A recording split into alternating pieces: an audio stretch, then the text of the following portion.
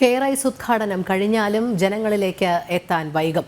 അരി നിറയ്ക്കാനുള്ള സഞ്ചിയില്ലാത്തതിനാൽ നിലവിൽ സപ്ലൈകോയിൽ തന്നെ സൂക്ഷിക്കാൻ ഭക്ഷ്യവകുപ്പ് നിർദ്ദേശം. ഭാരത് അരിക്ക് സമാനമായി പ്രിന്റ് ചെയ്ത സഞ്ചിയിൽ വിതരണം ചെയ്യാനായിരുന്നു സർക്കാരിന്റെ തീരുമാനം.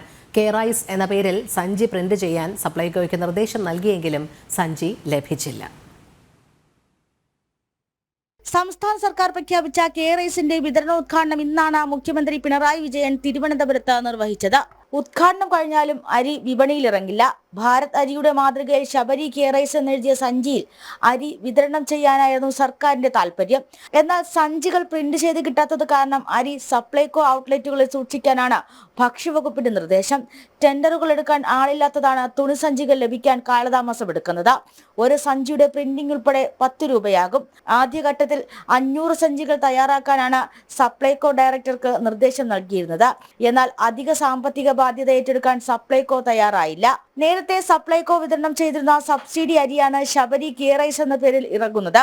തെരഞ്ഞെടുപ്പ് മുന്നിൽ കണ്ടുള്ള തന്ത്രം മാത്രം. നേരത്തെ 10 കിലോ അരി ലഭിച്ചിരുന്ന സ്ഥാനത്ത് 29 രൂപയ്ക്ക് 5 കിലോ അരി മാത്രം. സഞ്ചിയില്ലെങ്കിലും കുറച്ച് ദിവസങ്ങൾക്കുള്ളിൽ സപ്ലൈകോയിൽ അരി തീരും. അരി ഉൾപ്പെടെയുള്ള 13 സാധനങ്ങൾ വളരെ കുറച്ചു മാത്രമേ ഇത്തവണ സപ്ലൈകോ വാങ്ങിയിട്ടുള്ളൂ. കെയറൈസ് ദിവസങ്ങൾക്ക് ശേഷം സബ്സിഡി അരിയായിട്ട് വിതരണം ചെയ്യാനും സാധ്യതയുണ്ട്. ജനം, തിരുവനന്തപുരം.